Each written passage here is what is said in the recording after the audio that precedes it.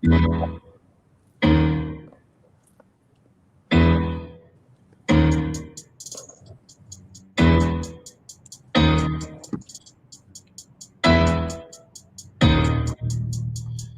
everybody? We live, guys. We live. We live. We live. Hey, hey, hey. Listen, got a little midday, a little song going for y'all. If y'all know the song, it's Cardi B Money out here. And we got one of our wealth mentors out here about to tear up the game out here. Like speed with Wanda Webb out here. Hey. Guys, hello. We thank you so much for coming on. We thank you for your time. We thank you for just being an awesome person. We thank you just so much for coming on here today and being with us and sharing the wealth of information that you have when it comes to this space. We love you so much. Oh, I so appreciate y'all.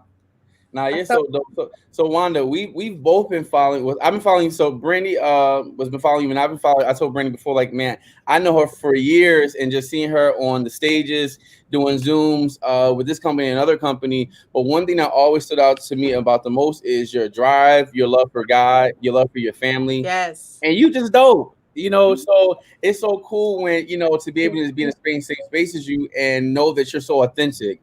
A lot of people are not the same way on social media they are in person. That's or right. They're not the same way all the time. And your energy is always magnetic because you are truly just like, you're just amazing, you know. Amazing. And so we want to bless you with our words first. So guys, like and share this few. We have Dr. When I'm not Dr. Wanda Webb. We have Wanda Webb with us out here. So speak that prophetically. So what got you into wealth and starting like that culture of just a wealth mindset?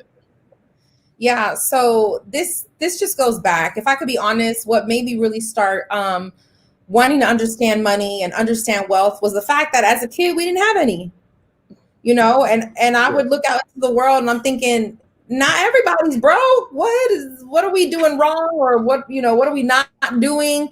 And I think a lot of people can really relate to that, you know, just not having my needs always met the way that I needed them to be met as a kid. And just pause on that, because that's not a dig on my parents. My mom was a very hard-working single mom who did anything that she needed to do to make sure that we got through the day. However, there are a lot of people that are hardworking, but they still haven't made a wealth choice. They're not wealth connected. Wealth is not a part of their language or a part of their journey. And that's not a shame thing. You know, I think a lot of people have never been asked, hey, do you want to make a wealth choice? Do you want to be wealthy? Do you want to have more than enough? Is that a yes or a no?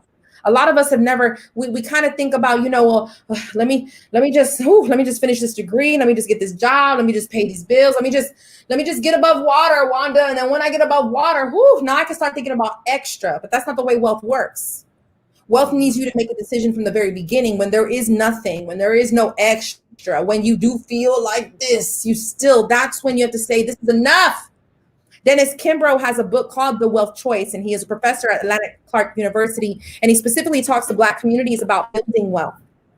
And he talks anything by Dennis Kimbrough, y'all pick it up, okay? Those books. Okay. He was actually picked by the Napoleon Hill Foundation to write the book Think and Grow Rich, the Black version.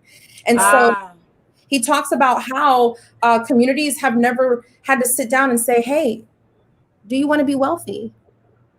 Because we sit in survival mode for so long that all we know is survival. Somebody's talking about thriving. I'm just trying to survive. Let me survive. And then when I'm done surviving, maybe I can entertain a conversation about thriving. But that's not how it works. It's in that shell. It's in lack. It's in confusion. It's in, you know, when you feel like you're drowning and you don't know the right way to go and what decisions to make. It's in that you have to say enough. It's enough. I'm sick of that. I'm sick of scarcity. I'm sick of not having enough. I'm done. It ends here. Some of us did that with abuse in our families. Some of us did that with divorce in our families. Some of us did that with our health in our families. Yeah. It's okay to do that with wealth. It's okay to say, I love my family. They crawled so I can walk. Now I'm going to run. And so one of the first things I think is we have to make a wealth choice. I made a wealth choice early. I was a little girl, and to be honest, like I didn't have a lot of wealth around me in my life. So I looked at TV And it's super corny, but it's so true. I was the little girl that saw people on TV like Oprah and Sally Jesse Raphael and Ricky Lake, and they would have these people on there. They were so glamorous and talking about all the things and investments and life and houses and all their success, and that's what would make me go, man, not everybody's broke. What do I got to do? Do I got to be famous? A lot of times we stop right there. Do I got to be famous? Yeah. So I understand why we glorify certain industries and why we think that that's the only way. But, and I love that because it's a seed that makes us start entertaining, thinking, having, wanting more. But we got to take it way farther than that.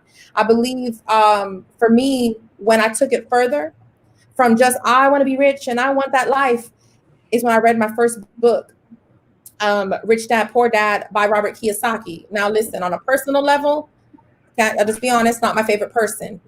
But I've also learned. We know about that, yeah.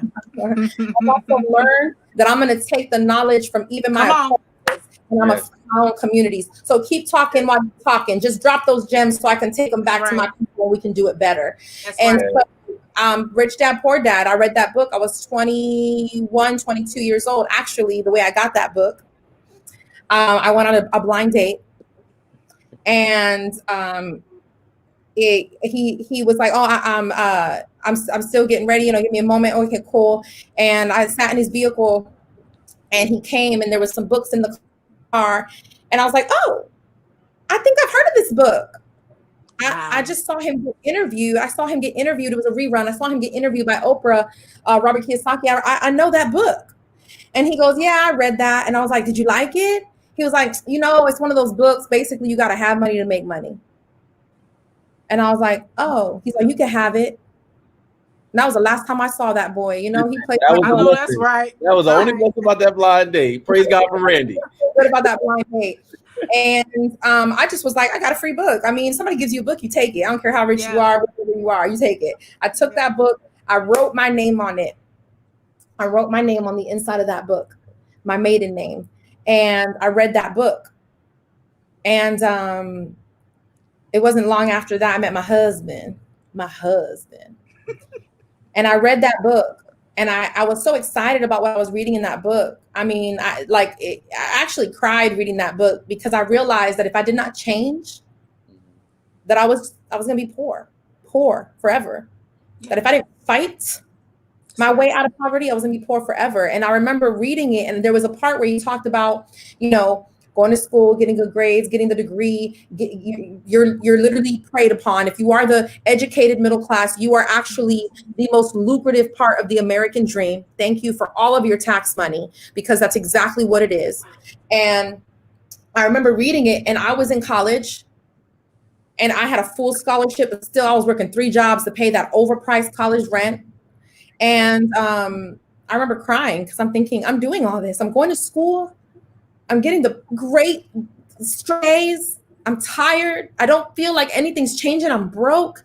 I've got 3 jobs while in college, riding the city bus everywhere because my mama never had a driver's license, and I'm fighting to get out of poverty. And this sucks. This is hard. It's lonely. It's hurtful. And I remember reading that thinking, you mean to tell me I'm never going to get out of this?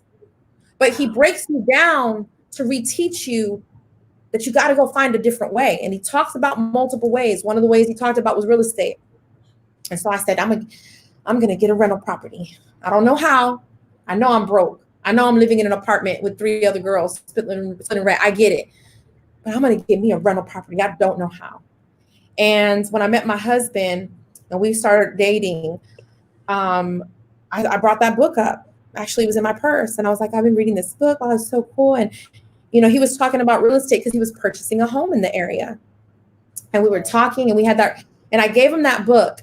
And later on that night, he calls me at 4 a.m. And I'm thinking, I don't know what kind of woman he thinks I am, but I answer the call.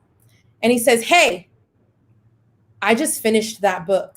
Wow. My God. Oh, that's your husband, honey. That was my husband. Oh. I said, okay. Wow. He said, do you think you can call off work? Because I literally want to go look at some houses that are for sale that are really, really cheap. Let's go look at some possible rental properties. I was just his girlfriend, but we had that in common. And, you know, I'm not telling y'all to do this, but my story is this. I met my husband in October. By February, we were engaged. By March, we were married. It's going on 13 years, 5 kids. Yeah. That's another, y'all, that's a whole nother thing. We're not only the first millionaires in our family, we also will be the couple that establishes what marriage looks like to our children and to our family. Amen. So that they can follow that too. And I met my life partner. He was hungry. He was just the perfect amount of geeky, you know? Yeah. He could be a little geeky with me, dream with me, talk numbers with me. Let's dream. Yes. And that book that really changed it for me. And then the next day is we went to the bookstore and we bought the second book, Cash Flow Quadrant. Oh, and that's the sauce right there. That one talked about everything I was feeling in that first book, all the defeat. That one talked about there's 4 types of people in the world. There's 4 ways to make money. And out of the 4 ways, employment is the worst way to do it. Self-employment is the worst way to do it. Numbers wise, because it's the largest taxed demographic. There's more risk. There's a lot more to lose in those demographics. So then I started thinking about business ownership, investments. Trust me, investments was a whole brand new word to me. But I learned about what a liability is and what assets are. And I'm like, man, poor people buy liabilities because they deserve it, right? I went to school. I busted my butt for that degree. I barely got this job. I deserve a nice house. Yeah. Listen, if you're listening to me right now, you're 20, 21, 22, 23, 24, 25, 26, 20, you're in your 20s, right? You're educated. You got a little money. You're thinking about buying a house. Let me give you some wisdom. Don't buy a house. Don't buy a house. Buy a duplex, buy a triplex, buy a fourplex. You can listen. I've paid thousands of dollars to learn what I'm about to tell y'all in this sentence. You can actually buy up to a fourplex, and the bank will still consider it a single family home. 3.5% FHA loan, VA loan, whatever government-backed loan you're using. You can walk into your first fourplex as long as you are living in one of those units. That is your first home.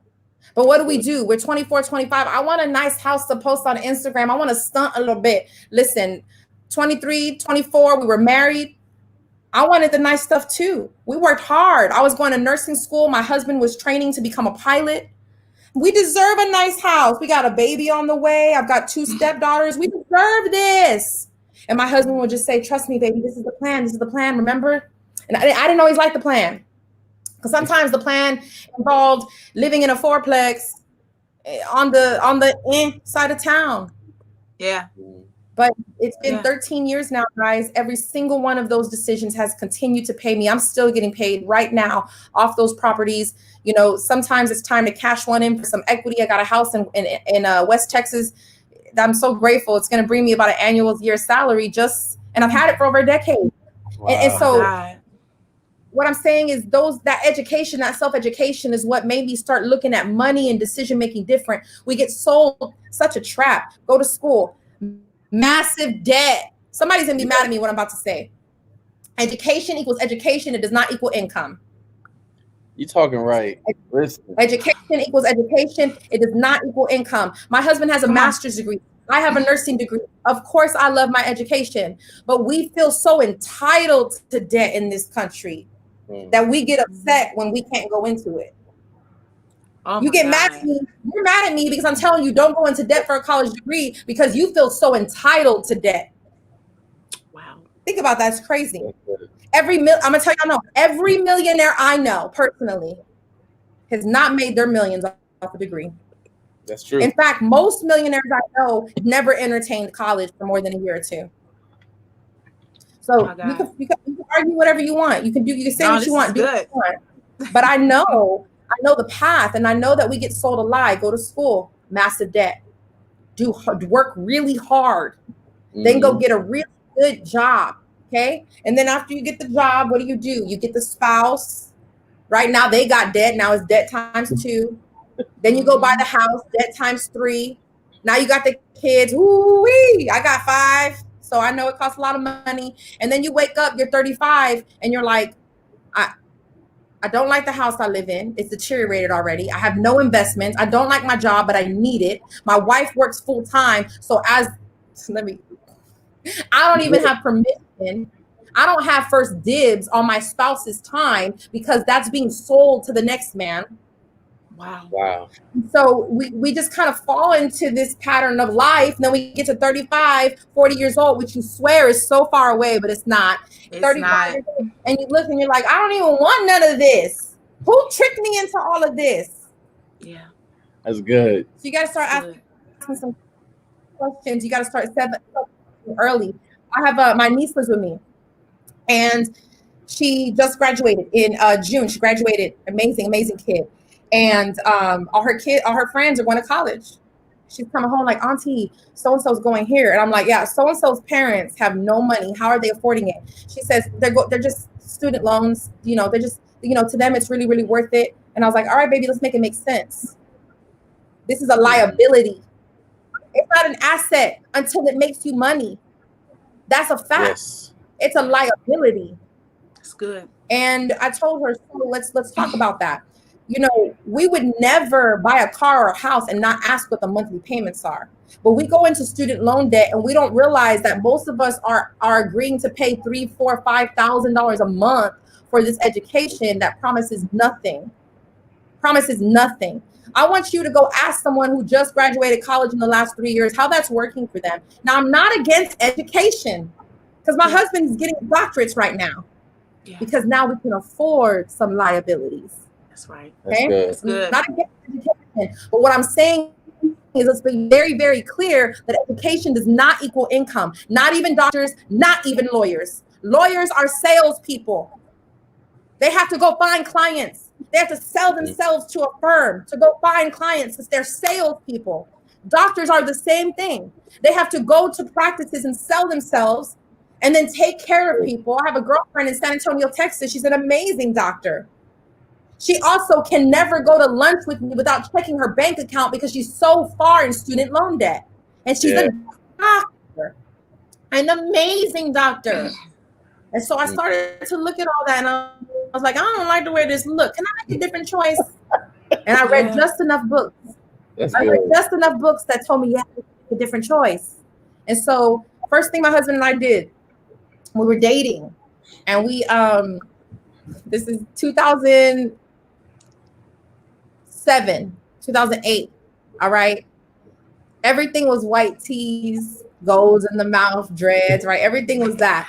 So me and my husband, we started ordering these white tees from LA because he's a Los Angeles man. And he's like, man, in LA, we wear these white tees that are thick, like sweater material. We call them shaka tees. And I'm like, well, they don't have this here in South Texas. So we started ordering shaka tees off the internet. And we set up a little booth in a swap meet. And we sold white tees. And every Friday, we were only open Friday, Saturday, and Sunday because we both had jobs. So every Friday, there would be a line all around the spot waiting for, we would sell out. People would be calling in advance. We're like, we made about $700, $900 every single weekend. And what do we do with that money? We're putting it towards our next thing, our next business. We wanted a rental property. So military moved us to Abilene, Texas. My husband says, we got to find a house. I'm looking at nice stuff. Ooh, baby, look, it's got a, he's like, we're here 3 years. Let's be smart. Do you want to have to try to sell a house in 3 years and you got to bring all the money to the table because it's a buyer's market? Or can we live in something that, maybe ain't that great, but we can make $1,000 a month rental income when we leave? And so we moved into this little house that I literally cried because I hated it so much. But I understood the plan. Yeah. I understood. We have to say no to today so we can say yes to tomorrow. We're horrible at that. We don't have that discipline muscle built up. We don't have our wealth muscle built up. So for 3 years, you guys gotta understand, at this point, he's a pilot now. Oh my gosh, big deal, right? In the Air Force. So now I'm part of this group of pilot wives, and they like to do something called, coffee brunch. And you go to their house and everybody rotates. Not me. I was not on that schedule. I ain't coming to my little crack house to talk about me. And it sucked. But he was so right. 3 years later, my friends, my peers were calling me and saying, Wanda, how did y'all sell y'all's house? Because I'm having to pay mortgage on a home that I don't live in, and nobody wants to move into it, and it's too expensive for renters. And now we're in a new city, and I'm having to pay 2 mortgages. We're broke. I have to get a job. And I look at myself and like, dang, baby, you knew. You were right. And basically every time we had to get new orders and moved, we just used the mindset of this will become a future asset. So This ain't about what's nice and new, and it's about what can create cash flow. I need that mortgage to be under $1,000 a month so that I can add 1,000 on top, and it's still reasonable for the market. So that was our first way we made money. By the time we were 30 years old, we owned a dozen properties, most of them multifamilies. Wow. And 2013, I get a call from a distant family member, and she starts talking to me about network marketing. And I have the same vibe everybody has when somebody starts calling them talking about network marketing, like, girl, one of these things. Ain't it funny? Ain't it funny? We all say the same thing, like one of these things. But now when people say, one of those things, I go, no, I don't. What do you mean? Yeah. Where you got to tell your friends, and you got to sell, okay, and that's all I know. Okay, here's what I know. I know that in 7.5 years, I've made close to $3 million in this industry. I currently have an income of over $30,000 a month, one stream of income because of this industry. I know that I've helped way more people earn residual income than anything else I've ever done. I'm into real estate. I'm into Forex. I'm into gold, silver, purchasing commodities. I'm into launching businesses and consulting businesses. Out of everything I've ever done, there is nothing that has a low overhead and can yield that much results. Every building I went into, I was mitigating risk. I was leveraging the bank's money. It's a risk. If those tenants don't pay rent, Wanda still got to come out of pocket. They don't care. In fact, Wanda comes out of pocket on the 1st of every month. Those tenants don't pay till the 3rd, 4th, 5th. Y'all know y'all be playing those games, right? It's a Friday. The money's coming. See, when your landlord is hood too, you can't do that. So, and I just know what it is. You got to pay the cost. It's what it is. I know that of everything I've done, there's nothing out there that has such a low barrier of entry. So it's amazing how we don't have that attitude about going into $100,000 in student loan debt. Y'all understand government debt is different than any kind of debt, right? That's like mafia debt. You go. Ain't no bankruptcy. We gonna listen. Sally Mae showing up at your funeral, flicking your forehead, making sure you dead. Yeah. All right. So we literally walk into that with no questions asked. I want to get my art degree because that's what I want to do. $100,000 in the toilet, 7% annual interest. You don't even know how to calculate interest because you're not in college yet. And we say yes to that. Mm-hmm. But then when someone says, "Hey, I do network marketing," one of those things. See, that's just another example of how far removed from wealth conversations we have been. Amen. That when a wealth conversation comes our way, we don't even know how to act. Amen. So I had someone call me. I was in a company that I adored, I loved, and I built for 5.5 years. I made a ton of money doing that. So grateful. And it was time to pivot because a real business person is willing to make decisions and to pivot and to understand calculated risk versus risk. There's a difference. Calculated risk versus risk. I'm not all about all risk. I'm not into all risk. I'm into calculated risk. That's good. Make it make sense, right? So 2.5 years ago, I was pulling away from that. I was in a great position. Had no reason to leave. There was just some financial things going on. It's business, and I had to decide: did I want to stay and work for free, or did I want to get paid for my efforts? And so I was just really in a prayerful season. I don't take transition lightly. I'm a very loyal person. I believe in following the path. I'm David. I'm David. You know, David followed Saul. David was still committed to Saul, even though Saul tried to kill him 2 times. Yes, that's right. But David saw that it wasn't about Saul. Yeah. And so I just went into a prayerful season, me and my husband. You know, it was one of the hardest seasons of our life. Thank God we still had of our investments and our assets, but we were at a place where we were going to have to start selling those if we didn't make a quick decision. Leaders make quick decisions. Money makers make quick decisions. Millionaires make quick decisions. Yeah, let me think about it. I don't make quick decisions. You just told on yourself, poverty mindset. So, yeah, for real.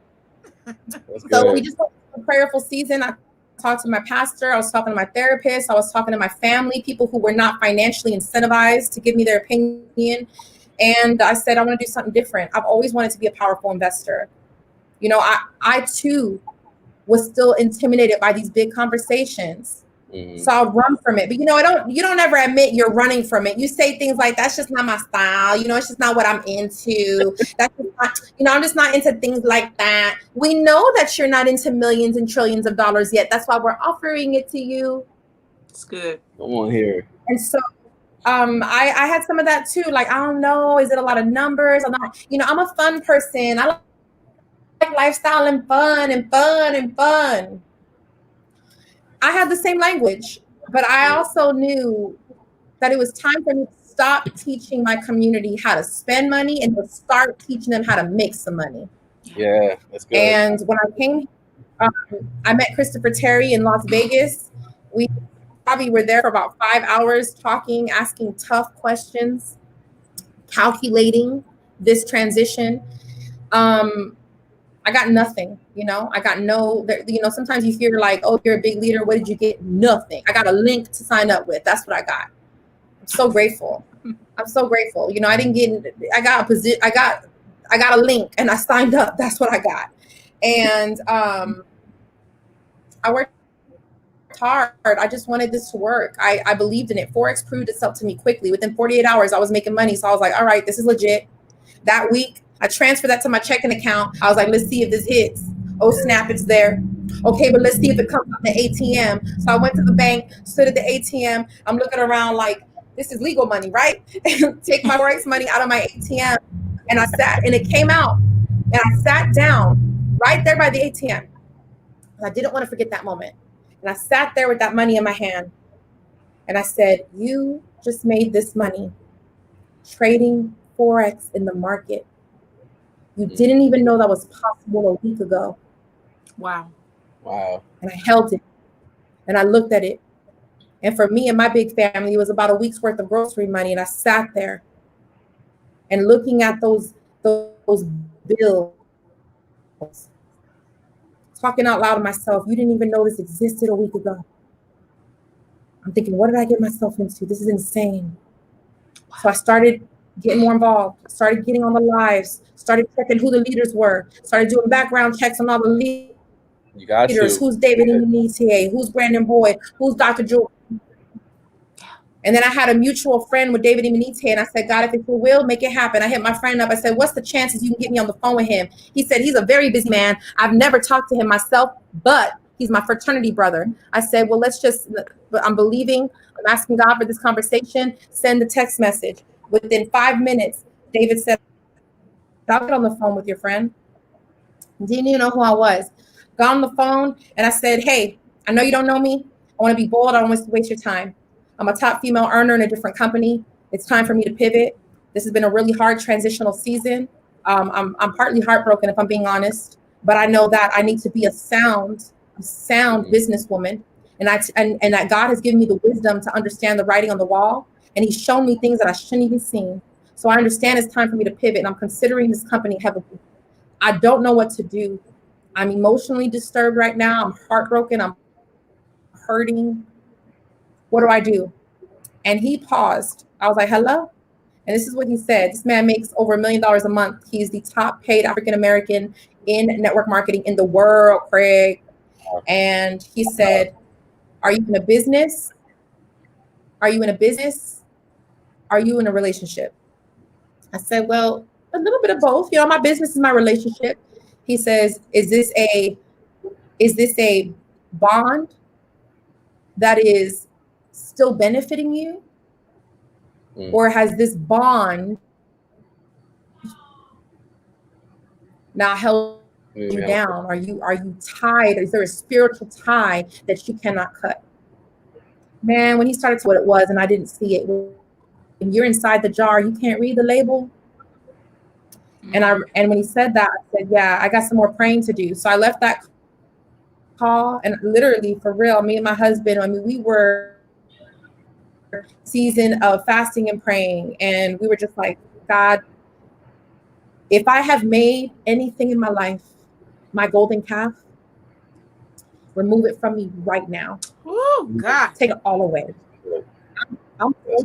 I know how to eat ramen.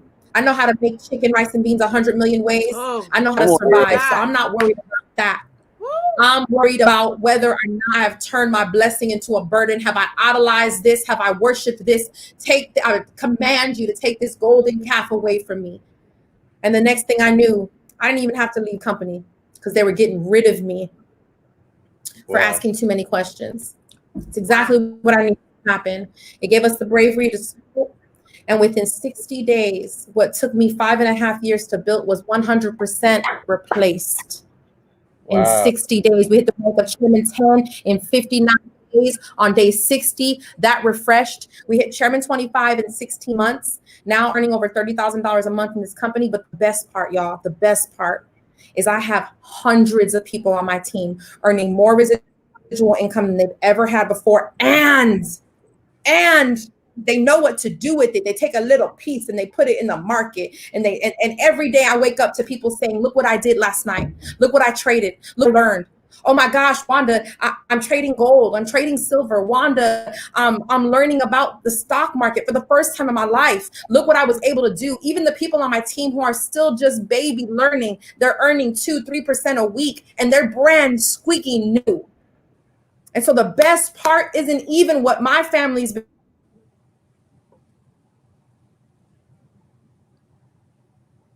Oh man, the connection. No, you're breaking up a little bit. The connection is a little. We can't hear you. I was like, come on now, it was getting real. It was getting extra good. I mean, it's getting good. And that's when I just said, you know, the best part for us has just been what we've been able to see other people accomplish. Yeah. Y'all know, if we could keep it real, one of the hardest parts about network marketing is that sometimes the people doing all the things right, they don't make money. Sometimes maybe it's, you know, they're still growing their conversation. They're still growing their courage. They're still learning how to, you know, really share this without being a certain way. They're still learning. You're allowed to grow in front of me. All right. I have a rule. You can grow in front of me. I love seeing the beginning. But sometimes in network marketing, there are some people, they do everything that they can do and they still don't make money. And that's just one of the things we don't talk about a lot. It hurts. It's hard to see. And for the first time ever, I'm in a company where if you never open your mouth, you can make money. You can quietly make money on the charts and nobody even has to know. Right. So while you're growing, my love, while you're building your courage, while you're building your names list, while you're learning how amazing you are and how you are the first millionaire in your family, while you're starting to believe that, while you're reading the books, while you're going to the conferences, while you are becoming the $1 million man, while you're becoming the $1 million woman, you can still make some money when you're fresh, when you're new, when you're scared, when you don't quite know how you're going to do this. You can still make money. For me, that was everything. I wanted my people to make money. I just wanted people to have something. And so that's what attracted me here. And the craziest thing, guys, is that when somebody makes a little money in Forex, all of a sudden they got the posture. Yes, that's true. That's true. It's like a win-win situation. Yeah. And so that's been like the best part of this new journey, is just knowing that I've got a lot of great people. You know, they're still growing. They're still learning how to be the influencer and the great networker that they are. And in the meantime, they can learn a little 1, 2, 3 and make money in Forex. And that is such a reward to me, to know that these people can earn money that way. And no matter what happens, God gives, God takes away. Listen, I was in a season when he was taken away for my benefit. God gives, God takes away. But I have this peace within me, because this time, no matter what, I've been turned into a lethal investor. I know exactly how to look at a chart and go, where's the money? There it is, right there. There's the money. I'm in. I know how to do that. No one can take that from me. And so there's been this resolve. There's been this peace. I'm in my redemption season. And I've made more money in this redemption season than I've ever made before. And I think a lot of it has to do with the fact that I was able to make a decision. I learned how to pivot, and I kept the main thing. One thing about network marketing, if you're on the line, you can hear me. I want you to remember something forever, ever. Loyalty goes down. Loyalty goes down before it goes up. Okay. I didn't have that right for a long time. For a long time, I was loyal to what was up and not as loyal to what was down. And that is why I had to ultimately just pivot and make different decisions. That's so good. I'm loyal to those who have been called to follow me, to listen to my voice. And that comes first here. And man, this atmosphere is insane, y'all. I promise you, there's not of companies like this. If you guys could just spend a day in the Chairman 25 chat, the way that we talk about our competition with love and grace, the way that we talk about people who are, even the people who might be out to not be so loving and kind to us, the way that I see leaders talk about them with love and grace. Guys, pray for them. Let's pray for them. Let's do it right now. Like, I've never been taught that level of abundance before until I came to I Am. And this is where I learned,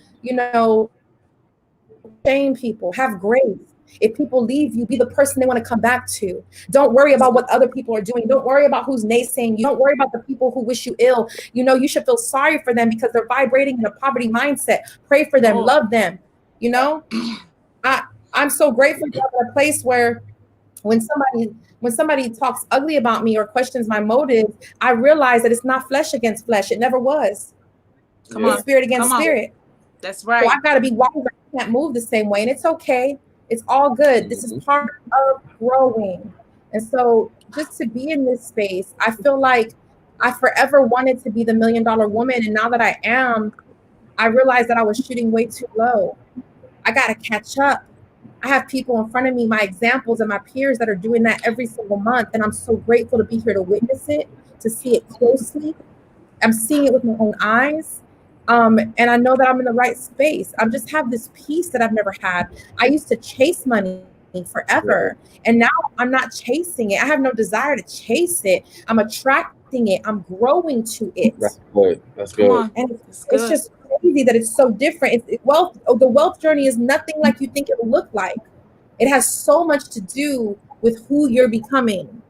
And I've read more books than I've ever read. I've been part of more courses than I've ever been part of. And I'm making more money than I've ever made. Go figure. Come on with it. Wow. So, that's it. That's been my wealth journey. That's what the last 13 years has looked like. And the crazy thing is I feel so young in spirit. I'm 36 years young. You're beautiful. Thank you. I feel like I haven't even gotten started. God has really been spending intimate time with me to show me that my 40s and my 50s are going to be insane. And I'm so grateful. I hope that you pray for wisdom before you pray for anything else. Amen. Amen. Because it was wisdom that allowed Noah to continue to build the ark while he was being laughed at. Amen. That's good. No, I was being laughed at when I made this transition, y'all. I was being ridiculed. I was being publicly humiliated. I was being literally harassed. I even worried about my children, the conversations they might have been a part of. I was being gossiped about. I was being slandered. I was being fully rejected. And it was in that prayer closet in a season of ultimate breakdown, rejection, that I was the closest to Christ. And I realized he was ultimately rejected. And it's that rejection that really, it made me most like him. To see the people who were praising me on stage. And now when I had to make a decision for my family, now Now they treat me like the plague. You know what? I forgive them. I love them. I pray for them. I want a total abundance. But I needed that season, one, so I could stop turning my businesses into idols, and two, so that I could start seeing everything through the spiritual eye.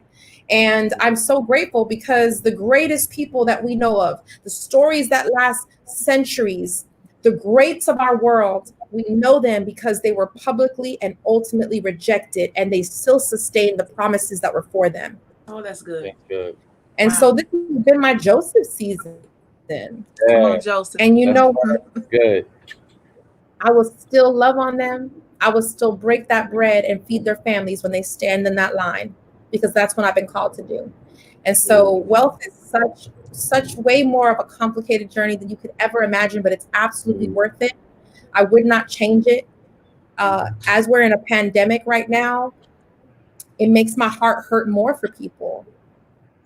It makes me want to read more books. It makes me want to do more courses. Why do I do stuff like that? Because I'm praying that someone on the other side of this would hear this and instantly have the courage to do the things they're supposed to do. Maybe it ain't even what we're doing. That's fine. But there's businesses in you. There's books in you. There's courses in you. There's investments inside of you. And your job is to mine it out. That's your job. And if no one's ever told you, there is millions in you. There is solutions in you. There is cures inside of you, all wrapped up inside of you, because that's the way the Creator made it. And maybe you've not been playing big enough to pull all of that out of you. But I want you to know, write the book, start the class, do the course, the brand, do it. I need to see it. We need to see it. My daughter needs to see it. Go and do it. Be brave. Step into courage. Now, be wise. Seek counsel. Know your stuff. Be calculated in your moves, right? Wise as a snake, gentle as a dove. That's cool. But still, have the courage to do some things. Get the courage up so that you can perform and do these things and mine it out of you. The woman you see today did not even exist 5 years ago, a year ago, you know? And I'm grateful for continued growth, because I'm for the first time ever, I know that it can all go away tomorrow, and I'll be all right. I'm gonna be all right. I'm so grateful. So, you know, I really hope that if you're watching this and you're thinking, you know, I want to be on my wealth journey, or I'm in my wealth journey, what's the next move? One, I want you to know this. Listen, if you want to fast track, if you want to skip to go and collect 200 more, if you want to do that, I'm gonna tell you what the secret is. You're not gonna like it, but it's the truth. You need to read more than the next man and the next woman. That's good. Is it simple? Absolutely. You need to be addicted to it. You need to wrap your life around it. You need to be reading. Okay. Self-education is everything. I said Dennis Kimbrough's name. I have just discovered him this year, and we're on his second book now with our group, and I just cannot believe that I've never heard of this amazing man before. It's funny because I actually was looking for a new financial mentor when the other one started talking slick on Twitter. So I was like, you know what? What am I doing? I know that there are great men and women out there who paved this path. Let me find them. And I started looking, and I was on Amazon looking at books, and this gentleman just, like, I'm manifesting that relationship, guys. You're going to see me one day standing with him. I'm manifesting that relationship. That's good. And that just led me to a world of books I didn't even know existed. Just really try to outread them. Don't try to out-stunt people. Don't try to out-post people. Don't try to out-earn people. I'm telling you, you want to get all that, you need to out-read people. That's I love it. Be the man or woman that every time you open your mouth, woo, wealth and wisdom just fall out, because then it'll be attracted to you. You can't even help it. And I mean, that's really the secret. Like, the secret is self-education, self-development. I spend more on self-development than I do anything else. I never thought I would be the person paying $5,000 for a weekend to learn something. Y'all, now I'm doing double that, and I love it, and I'm grateful that I can do that, because self-education is everything. We worship formal education. If you guys want to get a little geeky, I want you guys to go research how formal education came into our country, who started it, and for what reasons they started it. You're going to be like, what? Okay. Colonization goes way more deeper than land and property. And so we got to understand that we understand formal education, but we don't really understand self-education. And self-education saves life. That's good. Self-education is in that, my 12-year-old, he's an investor. My 12-year-old will literally tell me whether or not to pay him his allowance in Bitcoin or in dollars this week. Like, what? Wow, I love that. That's good. And he's that way because his mom and his dad took self-education very serious, and we continue to grow.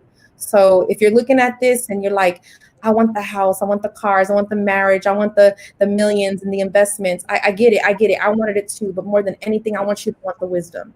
Because when you want the wisdom, everything else will follow. And guess what can't never deteriorate?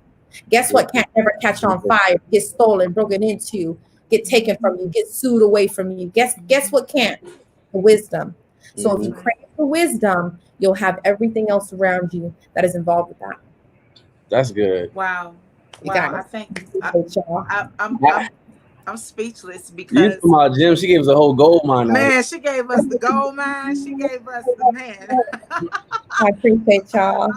I'm speechless, but I am absolutely grateful for everything that you just shared, everything that you just dropped, because the audience needs to hear it. I needed to hear it. I have questions. I hope you don't log off right away when we sign off here. But you guys, this woman has just blessed us, and everything she said is from personal experience.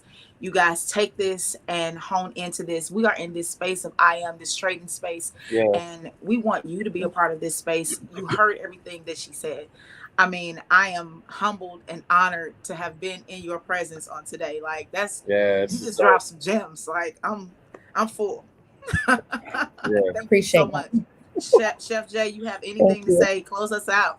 Well, guys, listen, we've been coming on live for like the last 2 weeks, and we wanted to instrument like this Wednesday where we allow people to come on from and whether educator or wealth mentor.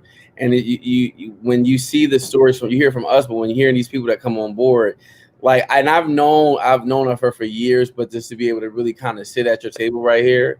Man. And really be blessed by it. It's an amazing experience. So, guys, if you want to know more about what we do, guys, you can DM us or reach us on Facebook or Instagram. We went live right here as well too. So, listen, guys, log in and hit us up. We'll talk about it. We gotta get off here because it's too good.